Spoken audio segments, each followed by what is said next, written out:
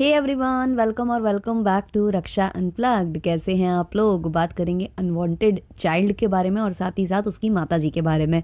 तो जो unwanted child है उसके पास कंटेंट की हो चुकी है कमी। जी हाँ, उसकी जो पत्नी है वो जा चुकी है अपने घर, और जब पत्नी नहीं है तो कंटेंट नहीं है। अब कंटेंट नहीं है तो बेचारा करे क्या। बेचारा जो अजीबोगरीब रिंगटोन लगाता है स्टार्टिंग में, जो वो बैकग्राउंड म्यूजिक लगाता है, बैकग्राउंड स्कोर लगाता है, वो लगा लगा कर ढंग से वो वीडियो अपलोड नहीं कर पा रहा था। बड़ी समस्या उसको हो रही थी और वो बहुत दुखी रहने लग गया था। माता जी के थंबनेल में भी हमने देखा था कि उनका जो अनवांटेड चाइल्ड है वो बहुत दुखी रह रहा है बहू ना होने की वजह से, इसलिए जल्द ही वो बहू के आगमन की तैयारी भी कर रही थी। ऐसा कुछ जो है इनके थंबनेल में हमें दिखाई दिया था। हालांकि देखो, माता जी का कोई भी वीडियो मैंने देखा नहीं था।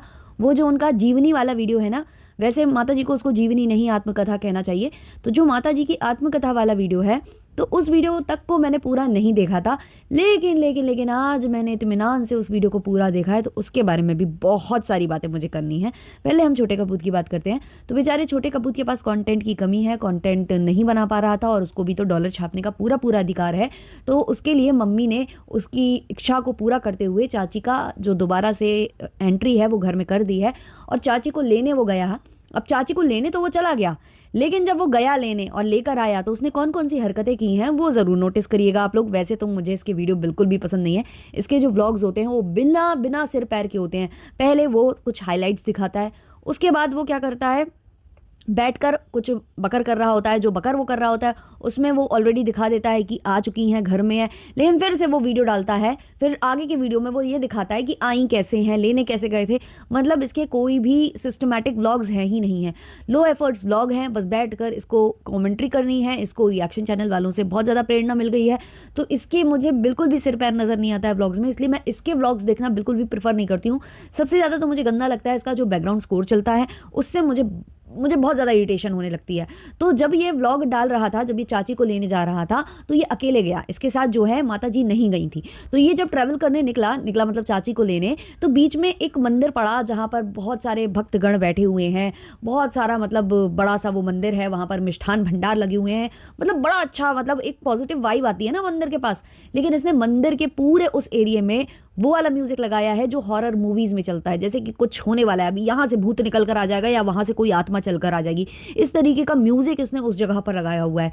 मतलब धन्य है ये आत्मा सब, तभी मतलब इसको हर कोई जो है ना, क्या बताऊं इसको, इसलिए अनवांटेड चाइल्ड ही है और ये अभी तक अनवांटेड ही है। बेचारे अब क्या करें, हैं तो आखिर अपना ही खून। तो बेचारे के कंटेंट के लिए चाची को भी इनको झेलना पड़ रहा है। चाची के बच्चा, एक और बच्चा जो उनकी नानी ने संभाला हुआ था, वो भी चाची लेकर आ गई है गुस्से में। तो ये ऐसा म्यूजिक लगाते हुए जाता है, मतलब बार बार ये घोषित करता है कि जो चाची हैं उनके ऊपर कुछ गलत ही आत्माओं का वास है, वो कुछ गलत ही उनके साथ हो गया है, उनके ऊपर मतलब भूत प्रेत बाधा ये सब है। बार बार यही दर्शाने की कोशिश करता है, और उसके लिए इसने मंदिर तक की जगह पर वो वाला म्यूजिक लगाकर मंदिर को भी हॉन्टेड टाइप का बना दिया। मतलब यार कुछ तो शर्म कर जाओ, कुछ तो। मतलब कार में बैठे हुए हो, हनुमान जी वहां पर लटके हुए हैं तुम्हारे उसमें, पर्वत लेकर वो जा रहे हैं, संजीवनी बूटी वाला है, और तुम वहीं पर जो है वो वाला म्यूजिक लगा रहे हो। भाई ऐसी जगह पर तो वैसे ही भूत प्रेत नहीं आते, मंदिर से तुम निकल रहे हो, वहां पर हनुमान जी हैं, और तुम जो है भूत प्रेत वाला बैकग्राउंड म्यूजिक लगा रहे हो। यार कुछ तो भाई इन लोगों में अकल दो यार। ऑडियंस आप लोग समझा कर नहीं आते हो क्या इनको? कमेंट सेक्शन में क्या करते हैं यार ये। फिर उस अब जब ये चाची को लेने पहुंचता है, और चाची जैसे ही इसको देखती है, अच्छा ये अकेले नहीं गया था, इसके साथ एक कैमरामैन गया होगा ऑब्वियसली, और चाची की बेटी गई थी, जो सबसे बड़ी वाली बेटी है वो गई थी। तो इन ये जो है चाची को लेने चले ऐसे। अब जब ये चाची के घर पहुंचे तो चाची इनको देखकर बहुत ज़्यादा गुस्सा में आ गई, इनसे अपनी मम्मी पर वो गुस्सा होने लग गई कि तुमने बुलाया होगा, तुमने इसको बुलाया है, अब मैं दोबारा यहाँ नहीं आऊँगी, बुलाओगी भी तो नहीं आऊँगी, क्योंकि तुमने इसको बुलाया है और ये मतलब लेने मुझे आ गया। वो बहुत ज़्यादा गुस्सा हो रही थी। एक्चुअली होना बनता भी है, क्योंकि जब वो घर में थी इनके, मतलब कि ये जो एक्स परिवार है इनके घर में जब चाची थी, तो वो चाची को कितना ज़्यादा ये लोग टॉर्चर कर रहे थे, और किस तरीके से उनकी लड़ाई झगड़े और हर एक चीज़ को दिखा रहे थे। यहाँ तक कि इनको प्रॉब्लम इस बात से भी थी कि चाची रहती हैं तो काम नहीं करती हैं, काम अपने मन से करती हैं, सुबह जल्दी नहीं सोकर उठती हैं। तो बहुत सारी कंप्लेंट्स ये उनसे करते थे, और लड़ाई झगड़े तमाम बढ़ गए थे, और एक तरीके से गुस्सा होकर चाची को वहाँ से भेजा गया था, और चाची भी गुस्सा होकर वहाँ से निकली थी। अब तुम दोबारा उनको लेने पहुँच गए हो बेशर्मों की तरह। अगर तुम्हें उनको लेकर ही आना था, कॉन्टेंट तुम्हें उनसे ही निकालना था, तो फिर ऐसा बिहेवियर करते क्यों हो? अभी फिर 4 दिन रखोगे, 5वें दिन फिर तुम्हारी पत्नी आ जाएगी, फिर तुमको वो खटकने लगेंगी, 6वें दिन फिर लप्पू लप्पी प्रकट हो जाएंगे, फिर तुमको वो खटकने लगेंगी, क्योंकि जगह नहीं है, सारे तुमने कमरे किराए पर चढ़ा रखे हैं, सारे तुमने जो फ्लैट हैं वो किराए पर चढ़ा रखे हैं, तो उनके लिए तुम्हें जगह नहीं मिलती है कि वो कहाँ लेटे कहाँ बैठे, उस पर तुम लोग उनको जो है ढंग से ना खाना देते हो ना पीना देते हो, इससे वो इरिटेट होती है और उनके साथ थोड़ा प्रॉब्लम चल रही है, वो अपने पति से नाराज़ रहती है किसी बात को लेकर, बहुत सारी ऐसी बातें हैं जिससे लेकर वो नाराज़ रहती हैं और वो इरिटेट हो जाती हैं, इरिटेट होकर उनका जो स्वभाव है वो ऐसा हो गया है, तो तुम लोग जो है ऑडियंस के सामने उनको पागल घोषित करने में लगे हुए हो, साथ साथ तुम ये दिखाते हो कि उसके ऊपर कोई भूत प्रेत बाधा आ गई है, तो ये चीज़ ये लोग करते हैं। तो ये जब लेने गया तो लेकर आया बकायदे, और बोल क्या रहा है अपने वीडियो में कि मुझे बहुत डर लग रहा था क्योंकि मेरे साथ में मम्मी नहीं थी, मम्मी होती हैं तो मेरी थोड़ी सी हिम्मत बन जाती है, मम्मी नहीं थी तो मुझे बहुत डर लग रहा था, मुझे लग रहा था कहीं मुझे नोच ना डाले, मेरे कान वान ना खींच दे। अरे भाई, अगर तुम्हें इतना डर था तो तुम लेने गए ही क्यों और लेकर घर आए ही क्यों? क्यों? क्योंकि तुमको उनका वीडियो निकाल निकाल कर और वीडियो से तुम्हें डॉलर छापने हैं, तुम्हें उनको कंटेंट बनाना है, तुमने उनको झुझुना बना दिया है, तुमने उनको अपना टॉय बना कर रखा हुआ है, जब मन आया तुम उठा कर ले आते हो, खेलते हो, और जब मन आता है तो फेंक देते हो, जैसे छोटे बच्चे करते हैं, अनवांटेड चाइल्ड। तुम तो अभी भी चाइल्ड ही हो। तो ये मुझे इसकी बिहेवियर बहुत अजीब लगा, इनकी फैमिली का बिहेवियर ऐसा लगा कि जब भाई आपको उनके साथ रहना ही है, जब आपको उनसे कंटेंट निकालना ही है और आपका उनके बिना काम नहीं चल रहा है, अब आपका जो सब कुछ है धराशायी हो चुका है और वो ही उसको रिवाइव कर सकती है, ऐसा आपके दिमाग में है, तो फिर बार बार उनकी इंसल्ट करना क्यों? जब चाहे मन आया निकाल दिया गुस्सा करके, और जब चाहे मन आया आप उनको उठा कर ले आते हो, बेचारी उनको भी क्या करें, वो ऐसे बंधन में बंध चुकी हैं। तो उनके साथ मुझे लगता है यहाँ बहुत ज़्यादा गलत हो रहा है। इसके बाद अब हम आ जाते हैं माता जी के उस वीडियो पर जहाँ पर इन्होंने बहुत मतलब अपनी आत्मकथा, अपनी जीवनी जो है सुनाई है। माता जी कह रही थी अपने व्लॉग में कि मुझे बहुत लोगों ने बोला, कमेंट किया, बहुत लोगों ने मुझे मैसेज किए कि आप अपनी जीवनी सुनाइए। तो कौन है वो लोग, कहाँ से आते हैं वो लोग, मुझे पूछना है उनसे कि भाई क्या बेहोश टॉक देख देख के छक गए हो, जो और बेहोश टॉक का मतलब 10x ज़्यादा बड़ा वाला वर्जन, या कहा जाए तो कि पावर 5 6 7 8 9 10, वो तुम्हें देखना है। मतलब क्या आपको मिलता है इनकी जीवनी में, इनकी जीवनी सॉरी आत्मकथा, क्योंकि ये सुना रही हैं तो आत्मकथा, तो ये जो अपनी आत्मकथा सुना रही हैं इसमें आपको क्या मतलब आपको क्या संदेश मिलता है इनकी आत्मकथा से कि 3 बच्चे पैदा कर लो, तीसरा बच्चा अनवांटेड चाइल्ड हो, उसको पहले दवाई ले लेके गिराने की कोशिश करो और उसके बाद फिर वो जबरन जो है डॉक्टर से दवाई मांगो, डॉक्टर पर्ची फाड़ के फेंक देता है, फिर भी वो बच्चा जो है कंसीव हो जाता है, बच्चा पैदा हो जाता है और इनके जीवन में खुशहाली आ जाती है। मतलब क्या जादू टोना चल रहा है, क्या चल रहा है, क्या मतलब आपको इनकी आत्मकथा से सुनने को मिलता है? इनका पूरा स्ट्रगल जो है वो अराउंड घूमता है वो बच्चों पर, बच्चे पैदा करने की स्टोरी इनकी जो है स्ट्रगल स्टोरी है। भाई ये जो स्त्री है इनका मैंने पूरा जो ये व्लॉग देखा, जैसे तैसे आज मैंने झेला है, वैसे मैं बहुत टाइम से इनके व्लॉग से दूर हूँ, बट आज मैंने जैसे तैसे वो पूरा झेला है। आधा अधूरा सुनकर मैंने छोड़ दिया था क्योंकि मुझे बहुत अजीब लगा बच्ची से पूछवाना, बच्ची बगल में बैठी हुई है और आप उसके सामने ये सारी बातें कर रहे हो अपनी प्रेगनेंसी की, अपनी जो पूरा वो सुना रहे हो कि कैसे आपने दवाई ली, क्या ली है ना, आपकी बेटी कहती है कहाँ मिलती है दवाई। और माता जी एक बात बताओ, ये आयुर्वेदिक का डॉक्टर था और होम्योपैथी कहा जाता है उसको, नहीं कहा जाता है। पहली बात तो होम्योपैथी को पता नहीं हेमीपैथी जाने क्या बोल रही थी। आयुर्वेदिक अलग चीज़ है, होम्योपैथी अलग चीज़ है, एलोपैथी अलग चीज़ है। आयुर्वेदिक और हेमियोपैथी एक नहीं होता है माता जी, पता नहीं क्या बोल रही थी। आयुर्वेदिक का डॉक्टर था, हेमियोपैथी कहते हैं उसको। भाई ये क्या था, मतलब मुझे नहीं समझ में आया। और आप बच्चे को बैठाकर बगल में ऐसी बातें कर रहे हो, एक तो आप अपनी प्रेगनेंसी की और अनवांटेड चाइल्ड और ऐसी पिल्स की बातें कर रहे हो, ऊपर से आप उसे गलत चीज़ें भी सिखा रहे हो। आयुर्वेदिक का डॉक्टर और हेमियोपैथी कहते हैं उसको। अरे यार शर्म कर जाओ थोड़ी।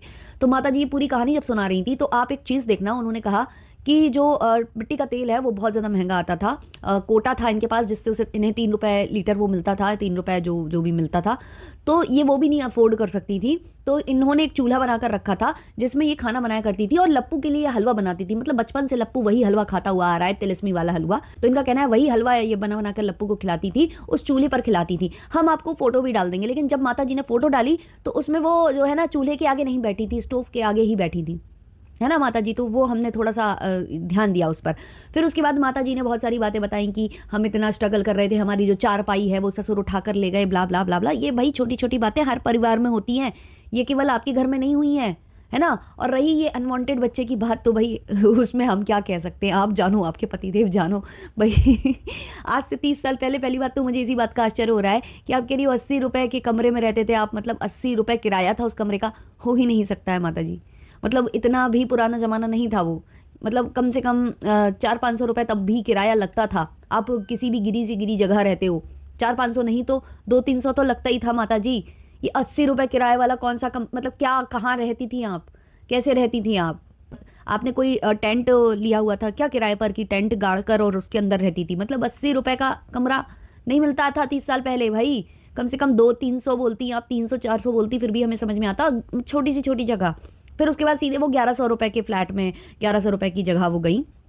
तो आंटी जी ने जो मेन स्ट्रगल स्टोरी जो उनको सुनानी चाहिए थी, कि ऐसा संभव कैसे हुआ कि आप एक 80 रुपए के मकान से इतना अफोर्ड कर पाई कि आप जो है सीधे एक स्कूल को ले लेती हो किराए पर। स्कूल किराए पर आप देखो, टाइम टाइम पीरियड देखो, बच्चा कंसीव इन्होंने किया 2 महीने का था, तो इनको उल्टी होती थी, इनको उससे पता चला, खाना नहीं खा पाती थी, उल्टी होती थी, उससे इनको पता चला कि ये प्रेग्नेंट है, वरना इनको नहीं पता चल रहा था। मतलब पीरियड्स बंद होने वाली जैसी कोई बात होती ही नहीं है इनके लिए, है ना। तो इनको उससे पता चला कि ये प्रेग्नेंट है। उसके बाद जो है ये डॉक्टर के पास गई, डॉक्टर ने इनको दवाई दी, इन्होंने वो दवाई खाई, उसके बाद इनकी तबीयत और ज़्यादा बिगड़ गई। फिर ये दोबारा दवाई लिखवाने गई, तो डॉक्टर ने दवाई लिखी, फिर वो पर्चा फाड़ फाड़ के उन्होंने फेंक दिया चिंदी चिंदी करके, कि भाई रहने दो, बच्चा कर लो, उसके बाद आप बंद करा लेना। आप कैसे बंद करा लेना वो इन्होंने डिटेल में नहीं बताया।